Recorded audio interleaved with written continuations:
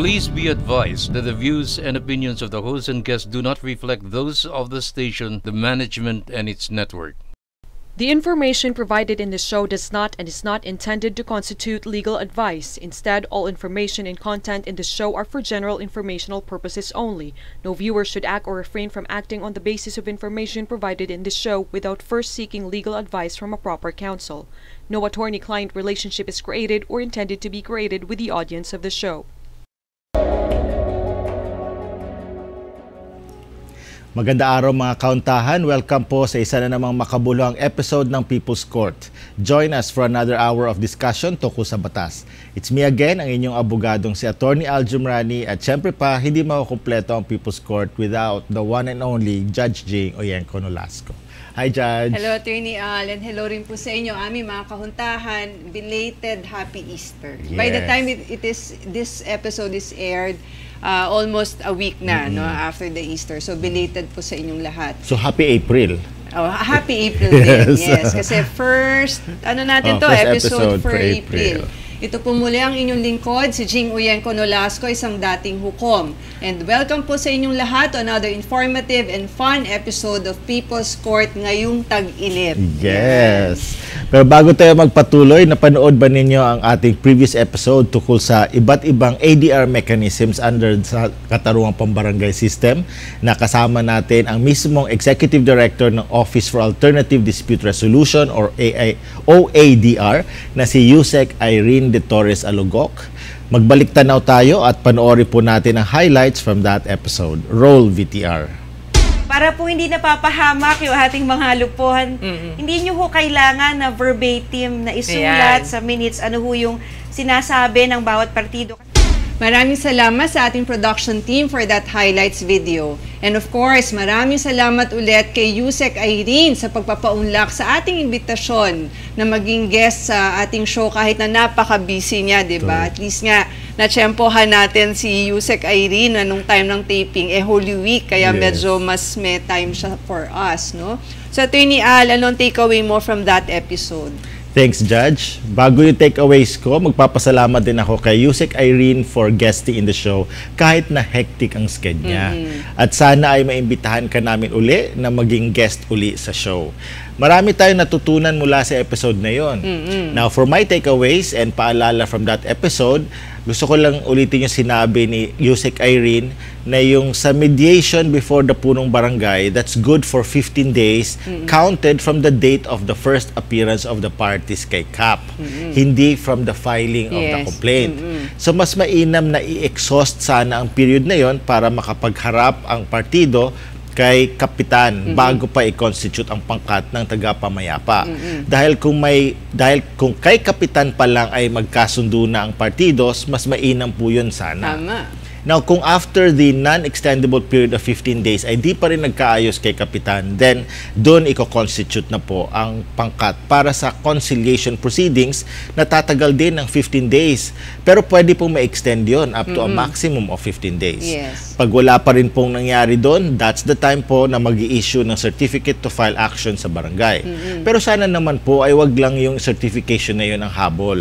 Bagkus magkaroon ng sincere efforts to try to have an amicable settlement. Yes, tama. Yan. What about you, Judge Jing? Thanks, Attorney Allen. I agree with what you said nga tungkol dun sa sana dun pa lang magkaayos na. Hindi yung excited Oo sila na, certification sa to file action agad, diba? Sana hindi lang yun ang habol. Parang, let's just get this over with para makapunta na sa korte. Kasi ang tasin nung success rate na binanggit ni Yusek Irene, kung talagang pag-aanuhan lang sana ng panahon at effort ni kapitan at saka ng pangkat niya. Correct. Now, yung tungkol sa akin naman, ang pinakatumatak sa isip ko at yun din ang gusto kong ulitin ulit para sa ating mga kahuntahan ay tungkol naman dun sa enforcement at execution ng Barangay Settlement Agreement or BSA or yung Barangay Arbitration Award or BAA sa mismong Barangay Lupon within 6 months from either the date of execution of that BSA o kaya yung date of judgment kaya yung BAA or when the obligation becomes joint demandable. Kasi gaya nga na sinabi ni Yusek Irene,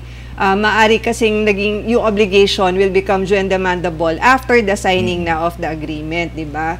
So mga kahuntahan, tandaan po natin na hindi naman kailangang maghintay pa ng 6 months bago ipa-enforce or execute ang BSA or BAA sa korte. Kasi baka kala nila, pwede lang to for court, kaya inaantay yung 6 months. Hindi po. Kahit po sa mismong barangay, pwede na po yan. Pwede nyo na ipa-execute or i-enforce yung BSA at saka yung BAA basta sa loob ng 6 na buwan na nabanggit. Correct. Yun. Yan, thank you Judge Jing for that for your takeaways. Now mga kauntahan, kung hindi nyo napanood ang episode natin na yon or any of our previous episodes o di kaya ay gusto nyong panoorin uli, ang lahat ng episodes natin ay ina-upload sa FB page and YouTube channel ng People's Court.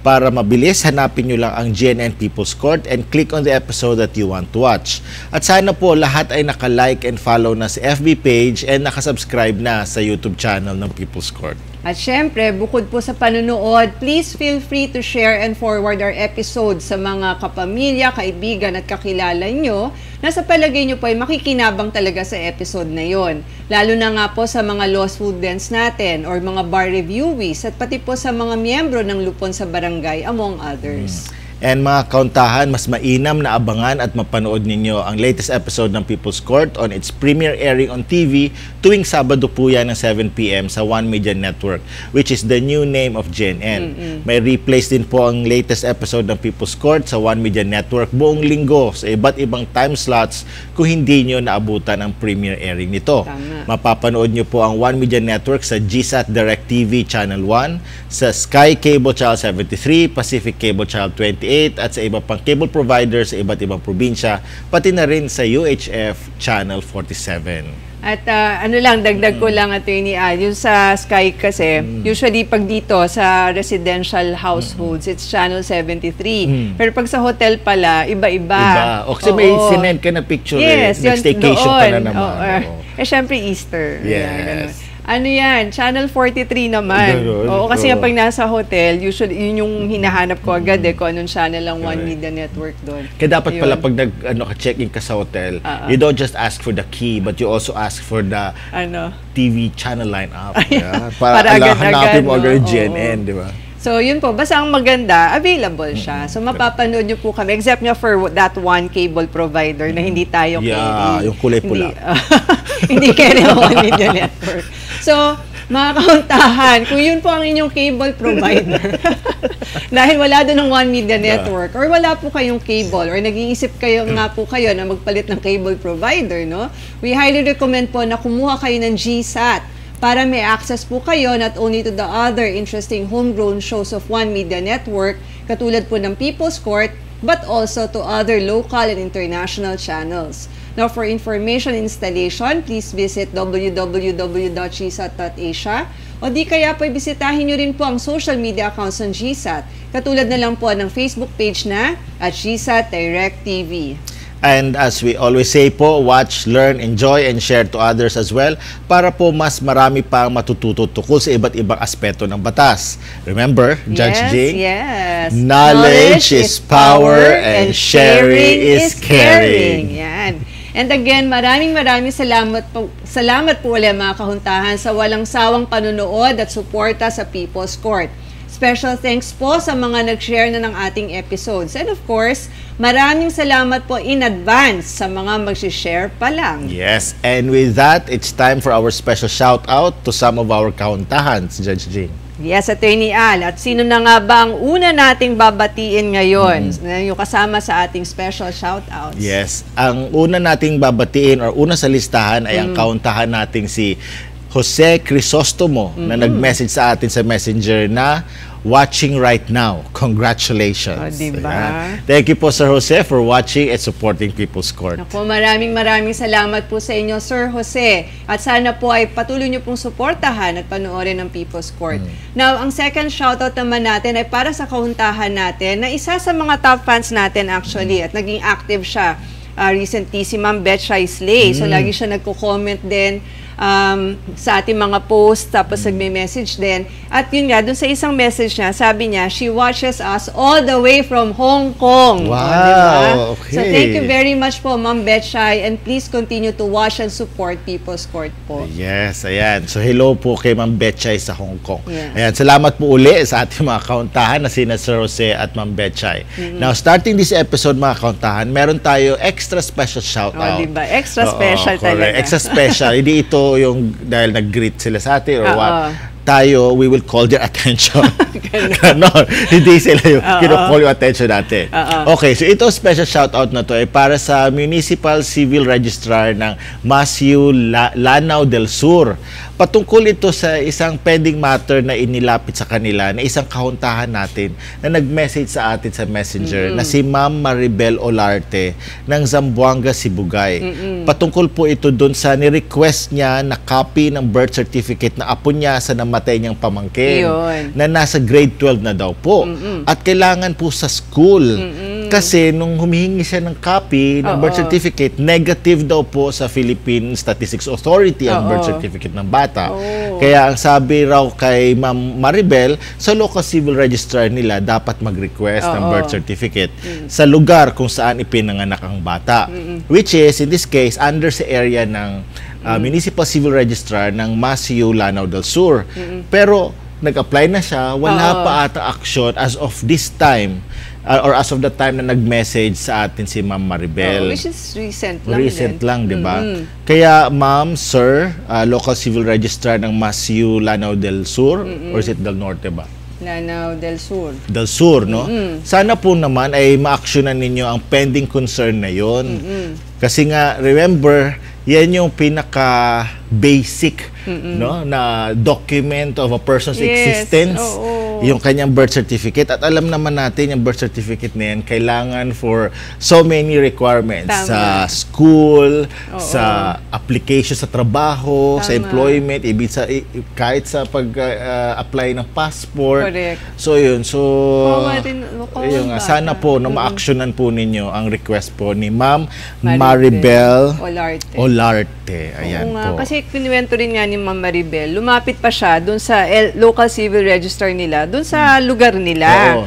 Kaso sabi sa kanila, hindi raw doon dapat kumuha, pinapunta siya sa Masiu. Ang layo pala nun sa kanila. Layo. Kasi Zamboanga, Sibugay, malapit na sa Zamboanga City, doon sa amin. Ang Lanao del Sur is doon pa, doon sa lagpas na, I think malapit na sa Iligan, Cagayan de Oro. Kung magbabas ka niya, it would take around 8 hours siguro. At saka magastos daw sa kanya. Biro yung pababalik-balikin siya. Correct. Kaya, hello po sa inyo from Masiu Lanao del Sur. Ayan, sana naman maasikaso nyo. Kasi una-una hindi naman ito parang special favor eh. Yes. It's something that kasama sa functions nila. Tama. Ayan. Nga po. Sana nga po ay ma-actionan na po ng maayos, no? Sa lalong madaling panahon. Dahil kailangan na po talaga ng bata po sa school. At maraming salamat po in advance for your prompt action on this matter, yung Municipal Civil Registrar ng Masiu Lanao del Sur. Yan. So para po sa iba nating mga kahuntahan, welcome po kayo mag-message sa amin o mag-post na inyong comment of support and appreciation. Kasi nakaka-inspire po talaga yun. At syempre katulad nga po nung ni-refer sa atin ni Ma'am Maribel. Syempre aside from those kinds of messages, you may also send us your questions, comments, or recommendations regarding our episodes. Again, you may contact us either directly via Messenger or by posting a comment on any episode of People's Court on our FB page and YouTube channel. And with that, mag-personal shoutout naman tayo, Attorney Al. Ikaw na mauna. Sige. Okay lang, kasi first first episode for April. April. Go. Correct. Okay. Thank you, Judge G. So actually, dalawa i-greet ko. Puro belated. Okay. So unahin natin yung March 30. So belated happy birthday last March 30 to my Auntie Sagiara Ampatu Videchnik. I hope you enjoyed your birthday tour of South America with Uncle Joseph. So sobrang busy na, hindi na siya nakaka-reply sa mga messages namin, mga greetings. So anyway, enjoy South America. I think, bawal pala magbanggit kung nasaan sila at present. Ako kasi real time ako nagpo-post. So anyway, basta enjoy South America. Anyway, ang next greeting ko, last March, belated happy birthday last March 31 kay Daniela Dulay Montañez. Yung pamangkin ni Donnie. I see. So nagpunta kami sa Pugo, La Union. Pero nung 28, nag-konting swimming and syempre nag-photoshoot. Pero wala ako mapopost kasi hindi naman ako yon. Ako ang naging photographer. Nice. And unfortunately, syempre kanya yon. So syempre doon siya magpo-post sa wall niya. Yes. Pero talaga super proud ako. Kaya I'm so excited na picturean ka, Judge J. Ikaw gagawin ko model. Yan. Looking forward doon. So you'll do that. So, belated happy birthday kay Auntie Sagyara, kay Daniela, no, last March 30 and 31. Now, nakakatuwa naman yung kay Auntie Sagyara, no? Ang galing nung kanyang birthday trip, kasama si Uncle Yusef, ang dami, alam South na America. nag-post na siya, in no particular order, kasi baka hanapin sila doon, singilin sila. Nag-Chile sila, nag-Argentina, I think doon sa post, yun ang pinakamaganda, yung Argentina. Sinapuntahan nila yung dulong-dulo. Kasi mas malapit pala pumunta na Antarctica doon from Argentina. Wow. So, yeah. Kasi doon ata ang jump off pagka nag-trek or nag-tour sa Antarctica. Pwede na sila tumuloy doon. And then Uruguay. Uruguay, Chile. Saan dami? Sana tayo rin makapunta ron, no? Someday. Yes. Now, ako naman, gusto kong batiin. Actually, nag-iisip ako, may mga birthday bang upcoming? Yung sa pamangkin ko, tsaka sa father-in-law ko, pang next episode yun. So ngayon, ang gusto kong batiin, ito much delayed na to kasi hindi ko sila nabati before. First, greeting ko yata for the year for them. No? So sa mga taga-Nolasco and Associates Law Offices or ang Nalo Family, 2024 edition. Yan, o sino na dagdag? O sino na bawas? Meron dagdag bawas talaga. Yes. No? So, ang current namin, kasama of course yung ating partner na si Attorney Mike Dumawal, ang office manager namin at historia ng Nalo na si Marie Lana, ang senior associate lawyer namin na si Attorney Carlo Toral, assistant office manager Harold Nonato, associate lawyer 1 na si Attorney Mick Rolyan na naging guest natin before, junior associate lawyers, attorneys Doms Orda, Abby Derecho, Thalia Ong, and John C. Espiritu.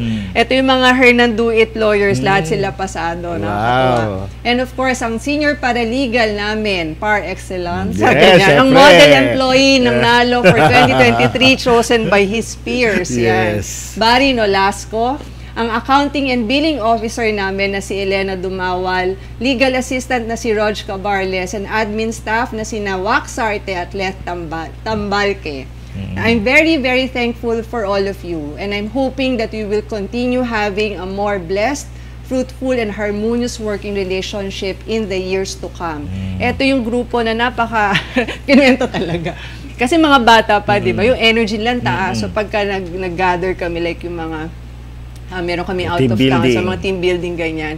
Sila yung mga pamorningan pagka nag-bonding na mga alas 5 ng umaga. Ganyan. Wow. Parang exciting. Sana makasama ako dyan. Next time ulit. Mag-a-apply talaga ako sa iyo as associate. Magano ka ulit sa Right Shop? Sige. Okay, ayan. Sige, speaking of Right Shop, sana ma-invite uli ako as resource person. Ayan na nga. Pero parang meron ka ni ibang nakuha Hindi. May iba ka ng favorite sa ganyan. Hindi, namin sa schedule. Kasi At saka yung malapit lang.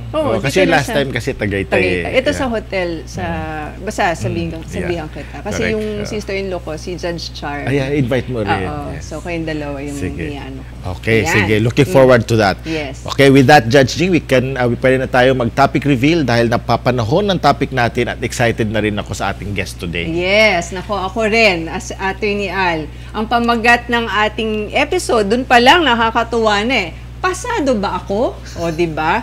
Hindi po ito sa school or sa panliligaw, ha? Ito ay sa trabaho dahil ang topic natin today ay tungkol sa probationary employment. Kung ano nga ba ang probationary employee, aalamin natin yan mamaya sa third segment kasama ang isa sa paborito naming tao.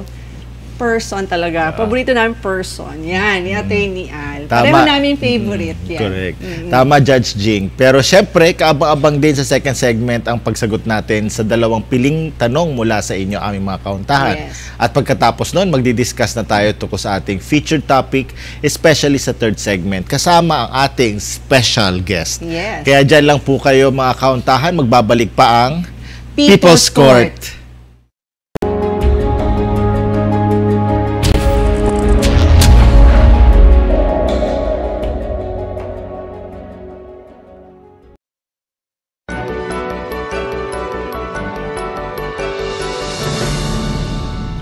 Please be advised that the views and opinions of the host and guests do not reflect those of the station, the management, and its network.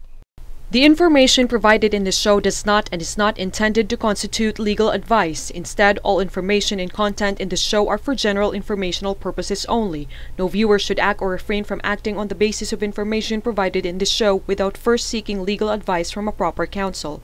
No attorney-client relationship is created or intended to be created with the audience of the show.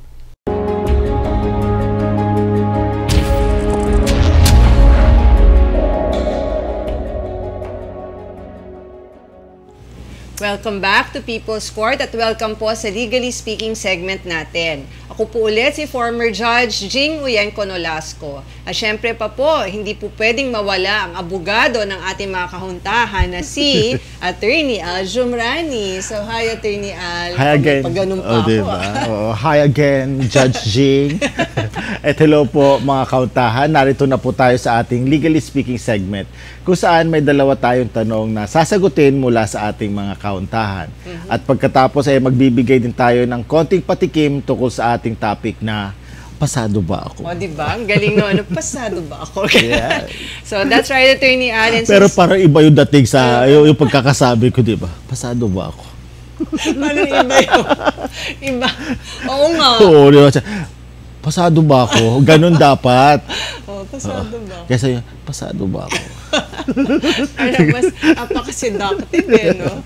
Okay, now, since first taping natin sa April, at birthday ko na next month. Next month pa yun. Ikaw na rin mauna sa pagsagot. Okay. Sige, ganun ba yun? Di ba dapat next month pa ako na mauna? Kasi di ba, katulad ng January, ikaw yung nauna buong month of January. Yes. Dapat mas sa May pa ako. Pero sige, okay lang.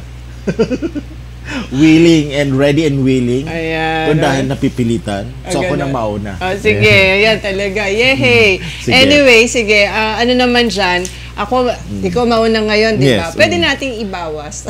Pwede Dun sa bawas May. sa May. Oo, Okay parang lang. advance. Okay lang, walang ganyan. problema. Okay lang, o, sige. Basta ikaw. Ayan, Ayan. okay. So, Attorney Al, ang first Sige. hypothetical question natin ay galing sa kahuntahan natin na itago natin sa alias na Ana. Ana, Yan. okay. Ang tanong niya ay, ano raw ba ang pwedeng gawin tungkol sa 50,000 na pautang na hindi binabayaran ng may utang kahit ilang taon na ang lumipas? Ano ba So, yan? 50,000 pesos. Ito yung mga sabi nga ni Attorney Chico, di ba nagpo-post si Attorney Chico sa Facebook, pagka ano raw, di ba, yung may utang nagkaka-amnesia. Tapos bago mangutang sa'yo, Yes. tapos huyo ka na, ganyan. So, Correct. ano nga ba ang pwedeng gawin nun? So, parang ito, kawawa naman, 50,000, tapos yun na. Tapos ilang taon na, lalo na siguro Ilang nung taon time na. na yon, inaasahan din nung nagpautang, nabayaran siya. Yes. Kasi baka kailangan din niya yung 50,000. Correct, yun. So, ano Ayun. pwedeng gawin? Thank you, Judge Jing, and thank you, Ana. So, una, kung magkabarangay or parehong barangay, lungsod or munisipyo, idaan mo na yan sa katarungang pambarangay system ang nasabing utang. Sana dun pala magkaroon na ng kasunduan sa pagitan ng mga partidos. Kung hindi, then mag-i-issue ang barangay ng certificate to file action para makapag-file na ng kaso sa korte. Since ang utang ay below 1 million, kasi 50,000 ito, no? Then small claims case po yan na ipa-file sa first level court na may sakop dun sa lugar na tinitirhan ng magsasampa ng kaso or sa sasampahan ng kaso. Depende sa choice na magsasampa ng kaso. Tama. That's assuming na hindi po engage in the regular business of lending ang magsasampa ng kaso. Kasi kapag ganun siya, ibig sabihin lending agency or lending company, yung small claims case ay dapat isampa sa lugar ng tinitirhan ng inirereklamo. Or yung sasampahan. Yeah, or sasampahan ng kaso.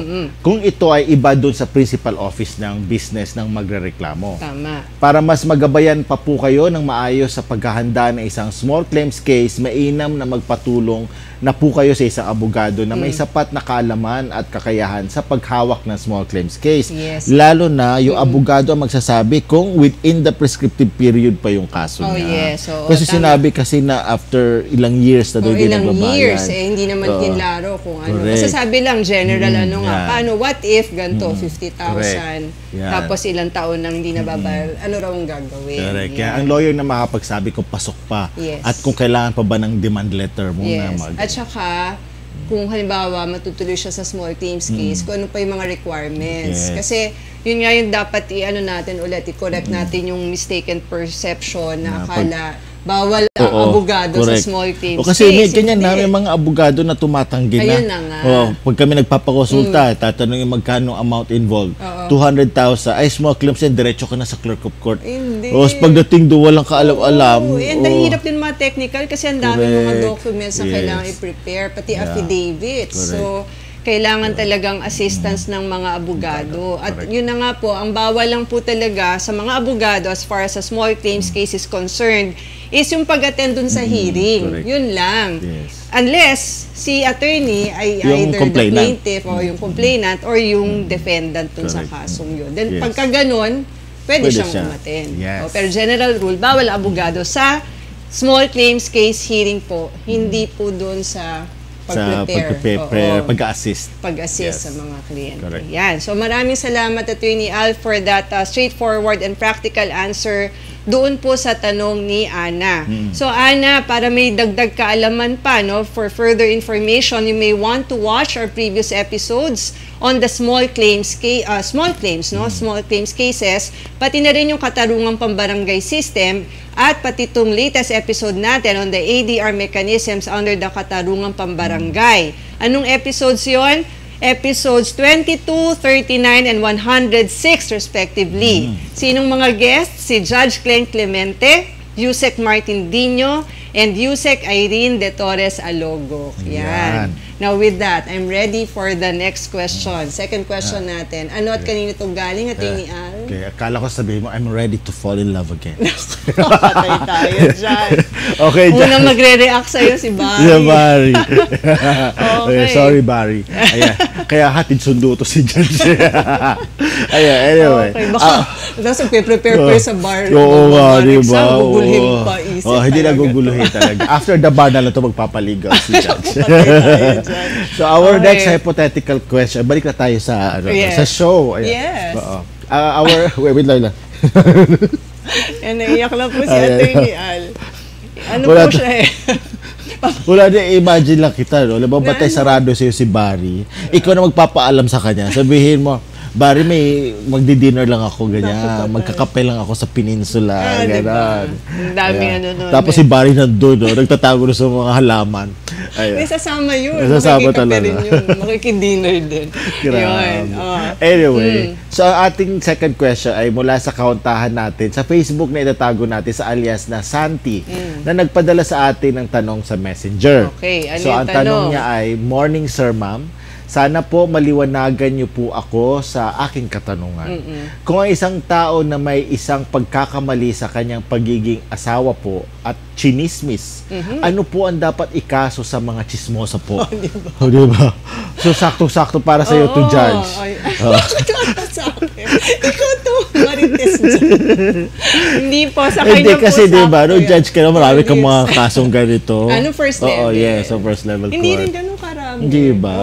Baka dito sa mga lugar nyo, hindi masyado. Hindi na umaabot kasi, sa barangay level pa lang.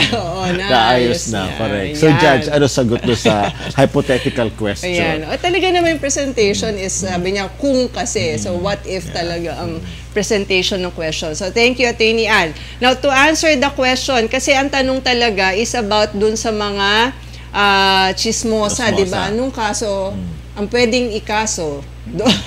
Anong kaso pwedeng ikaso? Anong pwedeng ikaso doon sa mga chismosa? Okay. Ang pwede pong ikaso ay intriguing against honor, no? Yun yung pwedeng ikaso doon sa mga ganung chismosa, no? Yung mga marites at tolits. Provided po na hindi silang actual source ng chismis, kundi ipinasa lang. Yeah, halimbawa ganito. May sasabihin ako sa iyo. Huwag mo sabihin sa iba. Sinabi lang sa akin to. Pero sa iyo ko lang sasabihin to.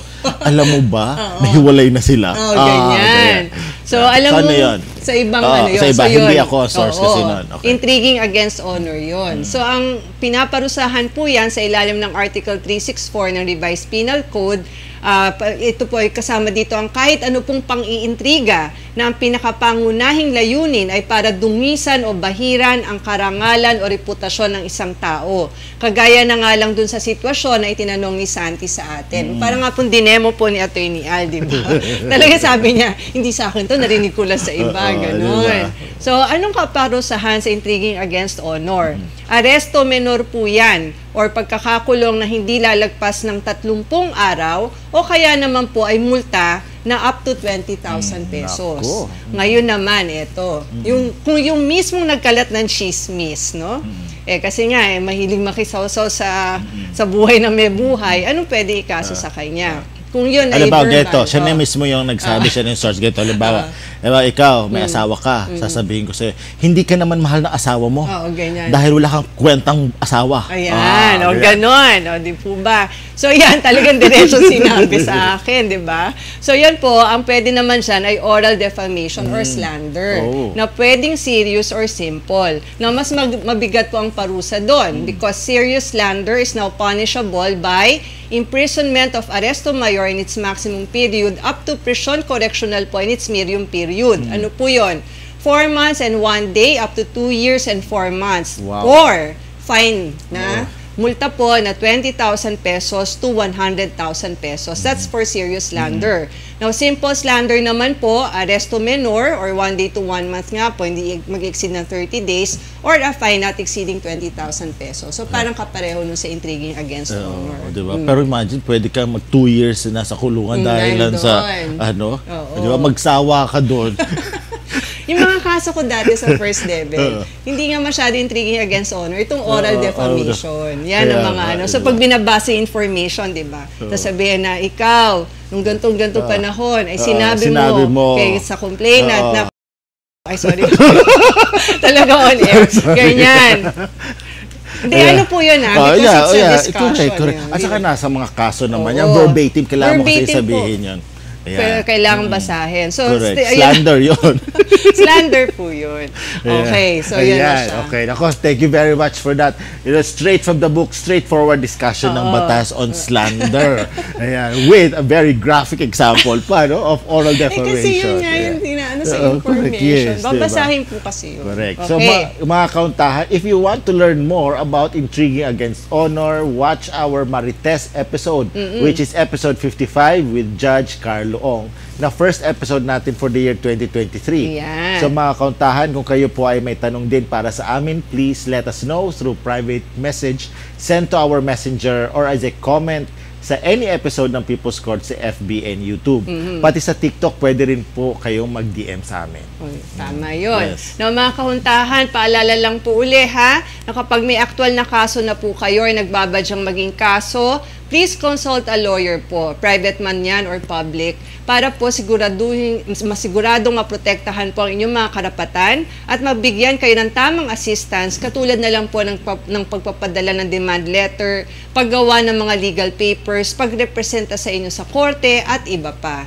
And finally, paalala lang din po mga kauntahan na ang pag-discuss po namin ng inyong mga tanong ay for legal information po, para dagdag kaalaman sa inyo mga kauntahan. Tanging legal information lang po kasi ang pwede namin ibigay at itulong sa inyo. Hindi po legal advice, legal assistance at financial assistance.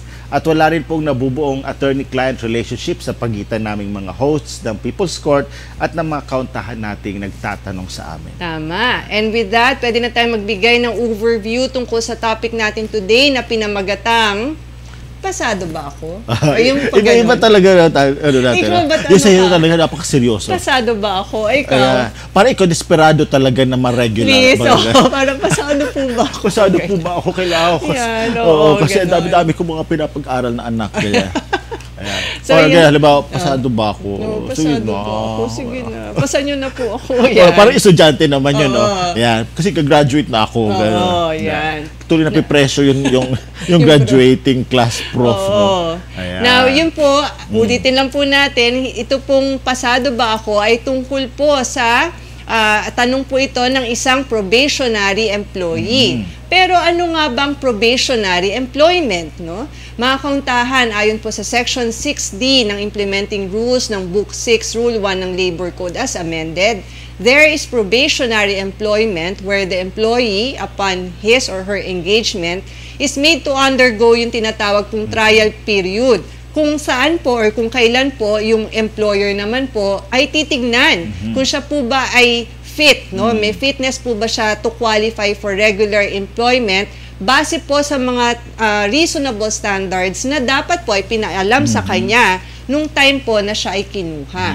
Sa makatuwid, ang probationary employment po ay may takdang tagal ng panahon kung saan ang isang probie employee ay dadaan sa performance assessment para maging regular employee po siya.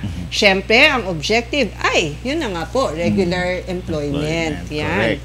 Tama, Judge. Madalas, ang probationary employment ay para sa mga new hires. During the probationary period, itong mga new hires will understand, may intindihan nila or pinapaintindi sa kanila ang kanilang role, ini-evaluate yung kanilang compatibility with the employer, at i-identify pa ang mga areas for improvement. Tama. Kung na-meet naman ng isang probie employee ang expectations ng employer or ng kumpanya sa kanya, well and good, magiging regular employee siya. Pero sa part ng employer, may benefit din ang pag-offer ng probationary employment. Tama. Na i-exercise kasi ng employer ang kanyang tinatawag na management prerogatives na kung tawagin. Pwede niyang pakawalan ang isang probie employee kung hindi naman ito na-meet ang performance standards and expectations, then maybe hire another one who is more qualified and fit for the company. Tama. Ayan, para kumbaga no commitment muna tayo Ayan. Para O sa date relasyon muna. naman, Ayan, ganon. Date muna. Mga 6 months. Yeah, Hanggang 6 6 months. months. So, para makita. Okay. Now, yung mga legal standards at parameters ng probationary employment, kailangan nyo reasonable nga, di ba? Correct. Ipaalam nga doon. Hindi po ito po pwede na Abusuhin, no? Na, sa work arrangement na lang para sa lahat. Oo, parang unreasonable. Now, at isa pa, may mga issues at concerns na lumilitaw dito tulad ng pwede bang mas mababa ang Tukol ata ito sa sa bayad. Yun nga Pwede ba? Pwede bang mas mababa ang bayad sa isang probie employee kesa sa isang regular employee, no? Yan. Second, pwede bang madalas mag-hire lang ng probationary employee para maiwasan ang regularization? So, ito, ilan lang to sa mga concerns na pwede mag-arise nga from out of this probationary employment. Kaya, mas maganda, Attorney Al, na kasama na natin ang ating special guest para mas mapag-usapan natin ito ng mas maayos. True. Ayan. As usual, I will introduce our special guest. Isang malaking karangalan ang makasama siya ulit, mga kauntahan. Returning guest po siya dahil siya ang ating special guest sa episode 14 na may 14 daw ngayon episode 106 107 di ba? Di ba? Tagal na pala no. Siya ang ating special guest sa ating episode na pinamagatang You're Fired on Illegal Dismissal. Yan, kung hindi niyo po siya nakikilala or sa mga nakakilala sa kanya, our special guest received her law degree from the University of the Philippines in 1990 and her Bachelor of Arts degree in Political Science from the same university in 1986. She was admitted to the Philippine Bar in 1991. Presently, siya po ang dekano ng Adamson University College of Law. She was formerly the Vice Dean of the Lyceum of the Philippines University College of Law in Makati City. At the same time, siya rin po ay isang practicing lawyer and the managing partner in the law firm of Abad and Associates Law Offices with her father, Dean Antonio H. Abad Jr. Naku, talagang super excited tayo to have her here, to have her back here. So without further ado po, we welcome to the People's Court stage our dearly beloved talagang favorite po namin to ni Attorney Al, Dean Ana Maria Ada Abad. Welcome back, Dean Ada. Hello. Hi. Hello. Happy Easter. Happy Easter. Happy Easter sa inyo. Atawa talaga si Dean. Ayan. So, welcome again. 14, wala ako noon. Episode 14. Wow. Di ba? 107. Or 6. So that's 100, no? Almost 90 something episodes later. Hindi pa ako pumapaya. Pero I remember, you look better now. Kasi last I remember, meron kayong cane nun. Oo nga, Dean. Kaya ngayon, mas okay. And mas glowing si Dean. Mas glowing. Oo nga. Oo. Ngayon din, of course, thank you Dean dun sa pag-accept ng aming invitation. And before Sorry, nagulo ko yung schedule nyo. Okay, Dean, we're really happy to have you back here today. Now, meron lang kaming personal question sa iyo muna. Oo nga, parang ito mas na si Dean doon eh. Ito yung ito din yung tanong namin for you, no? Kasi summer na eh. Yan eh. Summer na, April na eh. Meron ka bang destinasyon na gusto mong summer destination na gusto mong puntahan? Local or international. Maaring not this summer, but some other summer. Basta gusto mo siyang puntahan, summer destination. At sino ang gusto mong kasama? At bakit? Ayan. Gusto ko sa malamig. Yes. Kasi summer dito. Dapat hindi summer doon. Yes. Australia. Kasi andun yung mga relatives ko. They have been waiting for me since the Sydney Olympics. I haven't gone there. Okay. Yeah. And I want to bring my family. I want to bring my sister. Kung kaya ng papa at mama ko. Kasi it's a long-standing dream of our family to go and visit the Hensons, our relatives in Melbourne. That's good. So, pagka summer dito, Christmas, doon, di ba? Malamig doon. Okay. Kaya Winter ba? Or fall? Baka mga fall, ganyan. Kasi ang summer nila doon ata, nasa August, September. Yeah, I don't know. I've never been. Okay. This, na-cover ni Dean. Oo nga. Tamo, sabi ko sa'yo, madali lang. Kung pwede may someone. Hindi ko sinabi special someone. Okay. Wala special people. Special people. Ayun naman, mga loved ones naman ito talaga. Ayan. Na-excite na tayo sa summer, no, because of the ideal summer destination ni Dean Ada. Tsaka Australia. Kung hindi pa ako napunta ng Australia. Hindi pa rin. Kahit mas malapit yun kaysa Europe, di ba? Gusto ko ng parang yung cheese and wine tasting really? tour. Meron doon eh. Nice. Looking at it. Sige. Tapos i-post nyo agad din. Para ma-tempt tayo. Pero siguro yung next yung Maldives, no? Ayan! Ililibre tayo. Ang ano ko dyan is every 5 years. So next tagal-tagal pa. 2029. Hopefully. Kaya kasama mo doon. Siya pa rin, syempre. Yun na talaga. I-break ko ang curse sa Maldives. Kasi sabi kasi nila, bakit every time pupunta ka Maldives, iba kasama mo. This time, isa na lang kasama. Kami na kasama. Yes, ako naman. Dadagdag ako na kasama. Yan. Pero ang tagal nun, 2029 pa rin. Pwede na kayo mauna doon. Bigyan ko kayo ng mga travel tips there. Sige, yes. Natin. Sige. Okay. Habang pinag-uusapan namin ang Maldives trip nilang dalawa, mag-break muna tayo mga kauntahan. At mamaya sa pagbabalik ng People's Court, pag-uusapan natin ang topic natin together with Dean Ada. Kaya dyan lang po kayo mga kauntahan, magbabalik pa ang People's Court.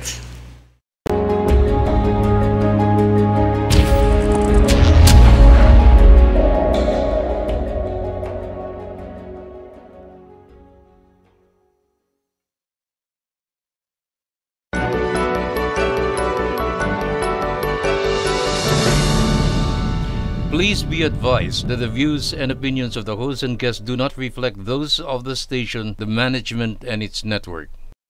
The information provided in this show does not and is not intended to constitute legal advice. Instead, all information and content in this show are for general informational purposes only. No viewer should act or refrain from acting on the basis of information provided in this show without first seeking legal advice from a proper counsel. No attorney-client relationship is created or intended to be created with the audience of the show.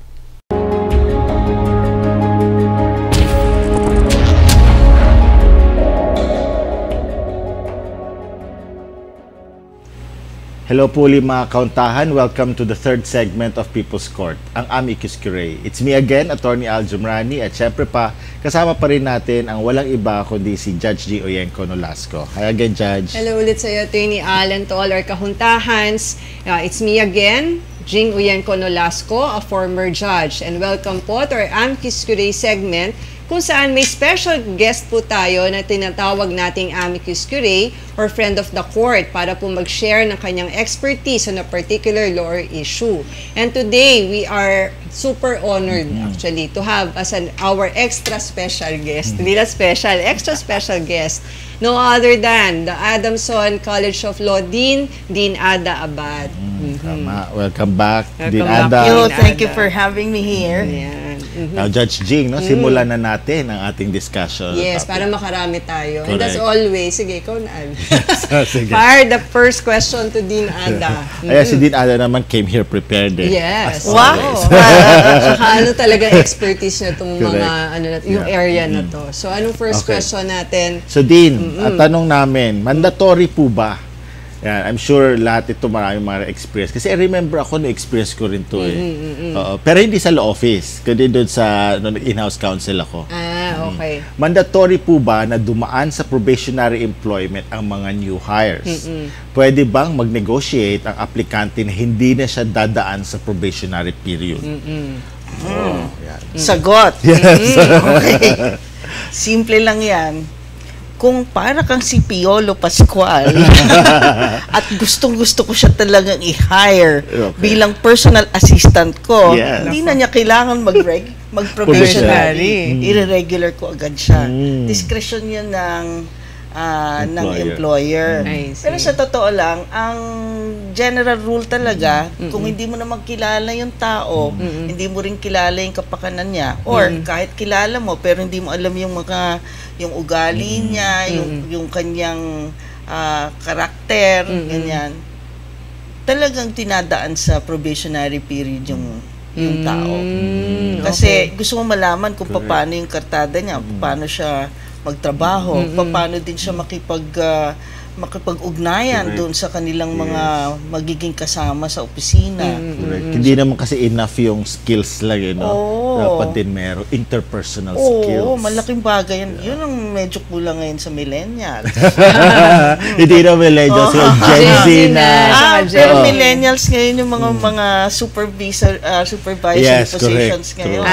Yung bago ngayon, yung Gen Z. Yung mga Gen Z yun ngayon, mga new hires. Yun yung mga bago talaga.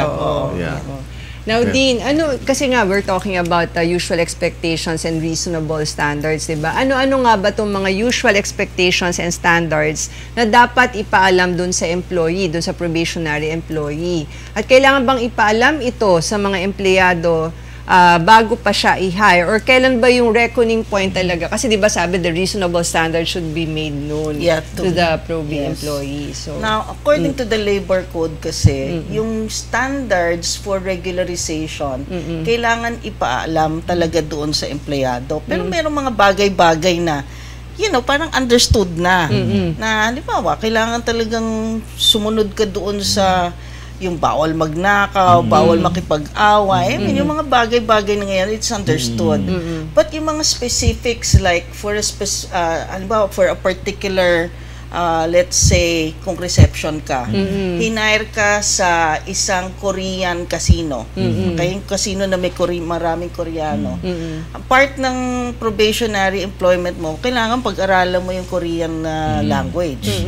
So, kailangan ko i-explain dun sa tao na, okay, within the 6-month period, or kung ilan man lang yung napag-usapan natin, kailangan maging fluent ka sa Korean language. Kung hindi, pag hindi ka fluent dyan, hindi ka mariregular. So, dapat na-explain yun ng mga mabuti, yung mga qualifications kung may specifics.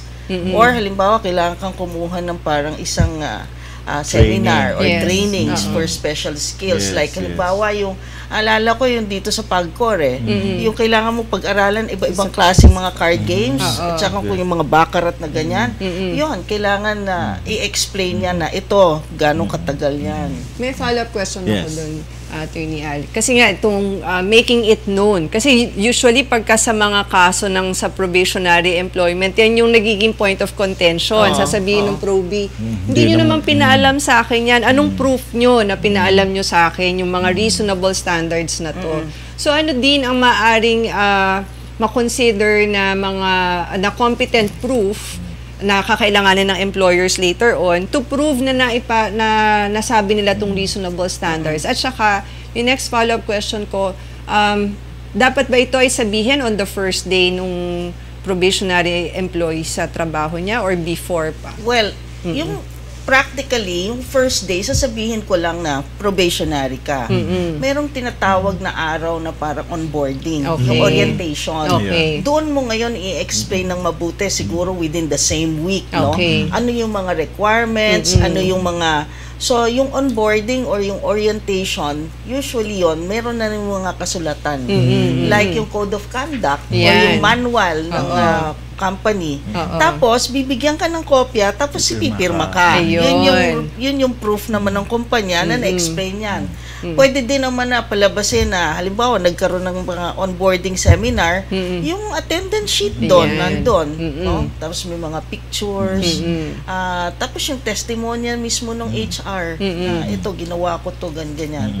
Nandun din sa policies ninyo, na ito yung proseso ng onboarding. Yan yung mga usual proof lang. Ayan. So, importante yan. Kasi maraming mga employers din ang hindi nakakaalam na... At dapat may kopya sila noon para for the entire duration of the probationary employment, pwede niya ma-check. No? Karamihan ngayon naka-upload na kasi. Naka-upload na sa internet eh. Halimbawa yung company code of conduct. O di at least man lang yon sinabi, naka-upload yan. Papakita ngayon na ito, na-explain na ito. You can go to this website, go to that link, blah, blah, blah. Ayan. Lalo na kasi for small employee, small businesses, ito kailangan maipaintindi sa kanila na importante itong gantong stage at saka yung proof, no, to have proof of that. Yun. Okay, thank you for that, Dean, for that enlightenment. Okay, so Dean, gaano ba katagal ang probationary employment? May minimum ba to? Minimum days, months, at saka may maximum days and months ba siya? General rule under yung labor code natin, Article 296, nakalagay 6 months. Pero may mga exceptions yan. Ngayon, kung halimbawa, ang nang sabi naman kasi ng Korte Suprema, kung nakikita mo na talaga na talagang hindi papasa ito, bakit mo papatatagalin? Halimbawa, meron ako naging isang example, reception, kinuha siya. Or isang kahera, no, kinuha, pero palaging meron siyang mga short, no? Hindi niya kaya, or nalilito siya dahil sa restaurant, nalilito kaya nagkakaroon ng short. Mukhang hindi talaga aabot na 6 months. Hindi mo kailangan hintayin yung 6-month period. Tama. No? Meron namang pagkakataon na, halimbawa, umabot na ng 6-month period, pero hindi siya makakulang. Kung baka kulang na lang konti, pwede mong pagbigyan, pwede nyong i-extend. Pero yan ay dapat merong written consent ng empleyado. Pwede din naman yung empleyado mismo ang humingi ng pagkakataong i-extend kasi nga hindi, mateterminate na siya eh. Sabi niya, pasensya na po, ang dami ko ngayong kaganapan sa bahay, hindi ko naasikaso, give me a second chance. Pwede yon. Pero dapat yan, may kasulatan din na i-extend. Ngayon, kung hindi pa rin siya pumasa, kahit no extension na yan, pwede mo nang hindi ituloy sa regularization. The company can still terminate on account of failure to qualify. Yung sa mga extension, ba kailangan ng prior approval ng DOLE? No. There's no need. For as long as yung pareho kayo, nagkaintindihan talaga. Meron din kasi halimbawa, nagkasakit. No? So, hindi niya makomplete yung 6-month period. Minsan, ine-extend talaga yon. Kasi, kawawa din naman kung sayang eh. Sayang, magaling sana to, except that kulang. Nagkasakit siya. Pagbibigyan. Pero kailangan mag-usap talaga sila. Yung sa extended period din, meron ba yan na as to how long it should be or depende dun sa agreement nila? Depende kasi usually mga 3 to 6 months ulit. No? Depending on the need and depending on the skills that is required. So general rule nga is 6 months. Pero at the time of engagement, kung halimbawa katulad nung sa isang restaurant, marami kang iikutin na cuisine. No? Bawa kasi buffet. So bago ka maging regular, sinabihan ka na ikaw cook ka. Pero bago ka maging regular, dapat alam mo yung Filipino, international, tapos yung pastry, dapat meron kang Japanese, Chinese, Indian, blah blah blah. So, naka-indicate ngayon ganong katagal yan bago mo maikot. So, pwedeng lumampas ng 6 na buwan. Halimbawa, 1 taon. Kasi 2 buwan kada cuisine. Yes. No? So, yon dapat na pag-usapan yon sa simula pa lang. At kinlaro na yan. Tapos, merong kasulatan talaga. Meron talagang kasulatan. Ngayon. Okay. Now, ako na, no? Ikaw na. Now, pag natapos din yung probation na, ayan nasagot na natin Oo yan. nga pala. Yun na rin yung in-explain ni Dean. So, doon na tayo sa next question. Ikaw na. Okay. Pwede ba i-terminate ang isang probe employee kahit hindi pa natatapos ang kanyang probe period? Oo, yan na. Nasagot ko na rin kanina yan. Yung naging example ko nga, yung kahera na nalilito palagi, natatakot, natetensyon, tapos palagi siya nagsushort. Or meron ako isang naging kaso, kinuha nga siyang receptionist. Dapat magaling na mag-English. Biglang, hello. Pagsagot sa telepono, hello! Patay. Ganyan. Hindi pwede yun. So, alam na agad. Correct. Actually, mali din yung HR nun. Bakit tinay? Dapat sa interview pa lang Pero siguro may nakita na sayang naman baka pwedeng i-train. But you don't have to wait for the 6-month period if it's really obvious. Correct. Din, halimbawa, pagka gano'n, no, realistically speaking, meron talagang mga hindi fit for what was intended. Pwede ba siya i-assign sa ibang position during the same probationary period? Tapos will this employee have to undergo halimbawa 3 months? A new month. Oo, 3 months hindi talaga, pero sayang, bigyan natin siya ng ibang position, baka mas fit siya doon. Okay siya doon. Parang may amendment doon sa kanya employment contract, doon sa kanyang job description. Tapos pwede ba this time another 6-month probation period for the new position? So example nitong kahera. Halimbawa, hindi na talaga masyadong nalilito. O sige, ililipat na lang kami sa admin accounting sa likod. Yes. Okay. Ngayon, kung ganyan, papayag siya. Kung papayag siya, pwedeng ilipat kasi transfer yan Yung management naman kasi may karapatan naman na i-transfer yung empleyado to any position which they think will be better for them and for the betterment of the company's operations. Pero ngayon, kung doon, will he or she be given another 6-month period? Or halimbawa, 3 months na siya dito? Depende kung magkaiba yung posisyon. Pero kung halimbawa halos pareho lang naman, pwede mo nang credit na yung first kailangan yung pag-usapan din talaga. Kailangan yung pag-usapan talaga. Parang yung binanggit mo din, yung nasa reception, tapos yung ganun yung pagsasalita. Baka naman pwede siya sa ibang or something. Or office staff na sa inyo siya sumasagot. So yun, medyo... Pero kasi mamaya, kailangan iklaro talaga. Mamaya baka mag-demand siya na, naka 3 months na ako sa reception, dapat 3 months, ibigay 4 months na, nag-7 na. So mag-demand na ng regularization. Hindi pwedeng lumampas ng 7 yan. Kasi the minute you allow them to go beyond the 6 months, kung halimbawa nakalagay sa kontrata 6 months, 6 months and 1 day, presumed regular ka na. Kaya dapat before the 6-month period, meron ka ng notice na sabihan na mukhang kulang ka. Meron na dapat usapan yan. Na pag-usapan na. So, Dean, pwede rin ba na for example, 1 week pa lang alam mo, wala na talaga alam mo, sabi ba, it's not meant to be talaga. Not meant to be, tas hindi rin siya pwedeng ilipat sa ibang posisyon kasi wala wala talaga sablay. Okay lang yun. Failure to qualify siya. So yun na talaga. But it has to be in writing yung notice of termination.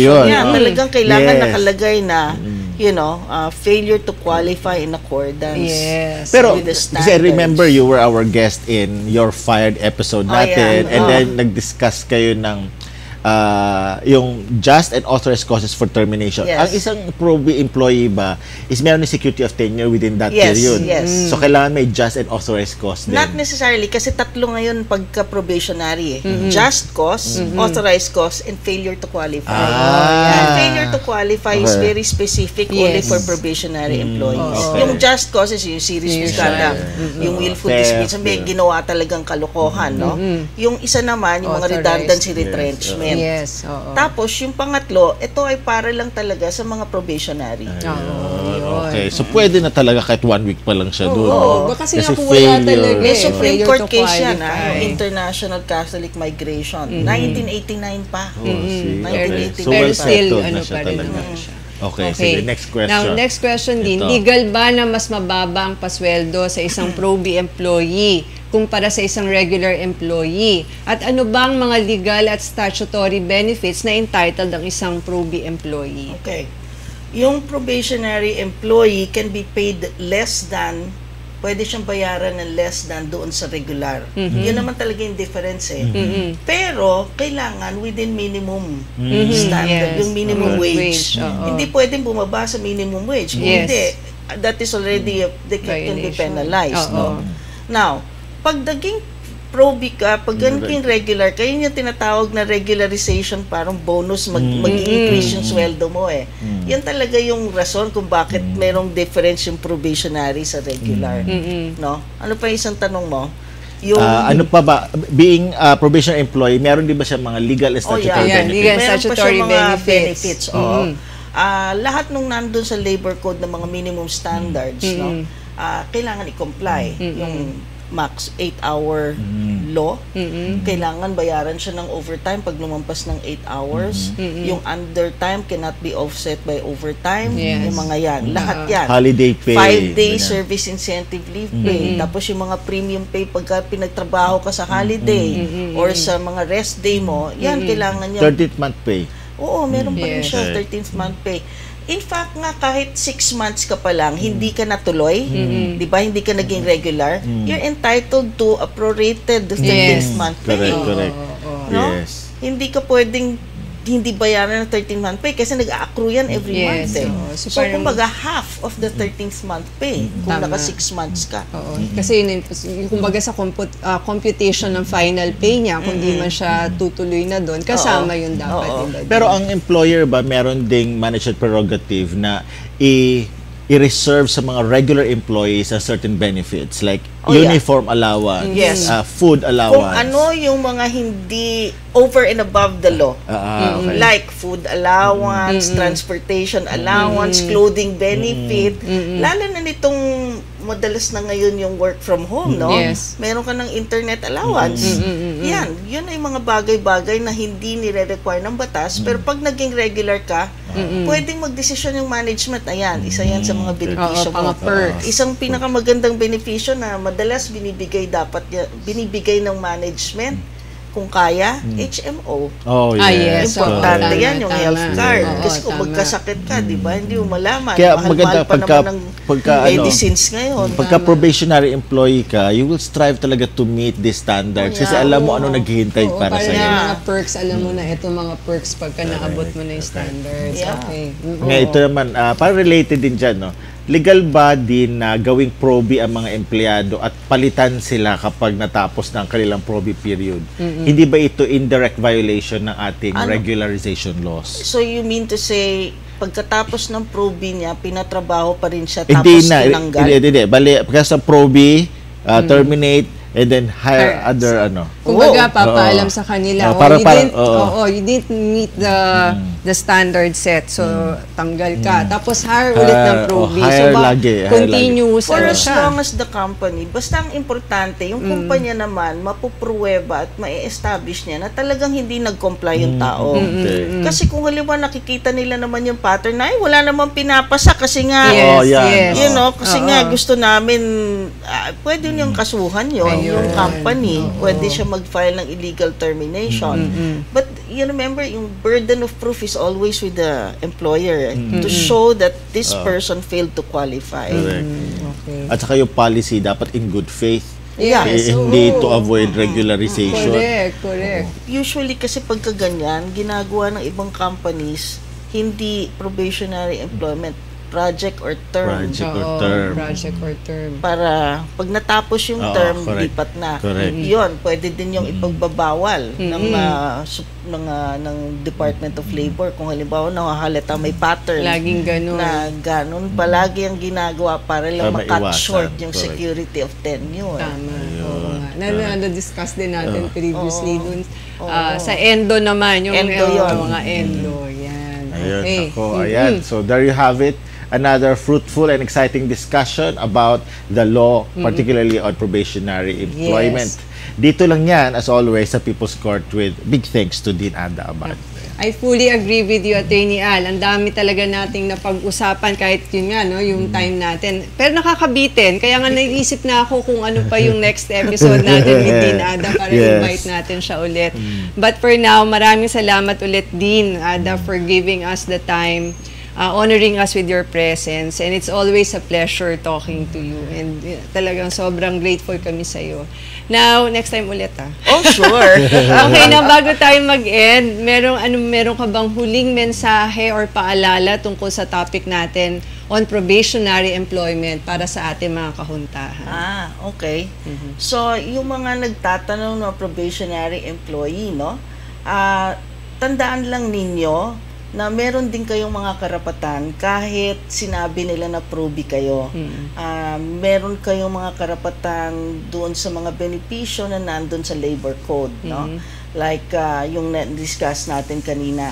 Pero may obligasyon din kayo bilang probationary employee na pagandahin yung trabaho ninyo. Kasi kailangan yung i-prove na karapat-dapat kayong ma-hire nung kumpanya at gusto nyo maging regular. Kung kaya't dapat talaga, you put your best foot forward and try to comply with all of the requirements. Pakita nyo na talagang karapat-dapat kayo na magpatuloy sa pagtatrabaho dahil magaling kayong magtrabaho para sa kanila. Ayan. Well said. Thank you very much, Dean. Gusto ko yung sinabi ni Dean na you should put your best foot forward.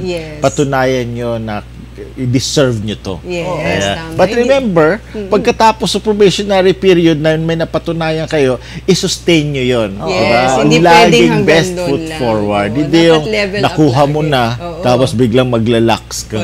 Parang ano lang, no? Hanggang dito lang yung pa-impress. After na mag-regularize, biglang bagsak. Biglang bagsak. Huwag naman. Ako, as always, thank you very much, Dean Ada. Till next time. And thank you for the invitation. I really had fun again. Next time ulit din. Actually, mga kauntahan, ang fun namin dito, before taping, during taping, and even after the taping. Tama. Ayun. Actually,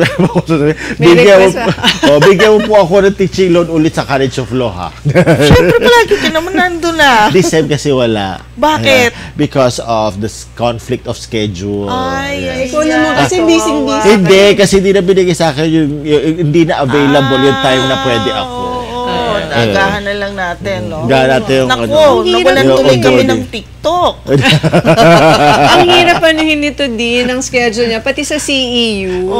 Ayan din, conflict of schedule din. Kasi pa napaka-busy talaga. But I totally understand. Kasi nung tinatanong ko si Sonia, favorite yan ng mga estudyante namin favorite dahil sa TikTok. But anyway, sige, magchichikahan muna kami. And that's all for na mga kauntahan. Ako po muli si Attorney Al Jumrani. Maraming salamat and see you next time. Yun. At ako naman po si former Judge Jing Uyenko Nolasco. Samahan niyo po kami ulit sa next episode natin dito sa show natin na For the People, By the People, Of the People. This is the People's Court.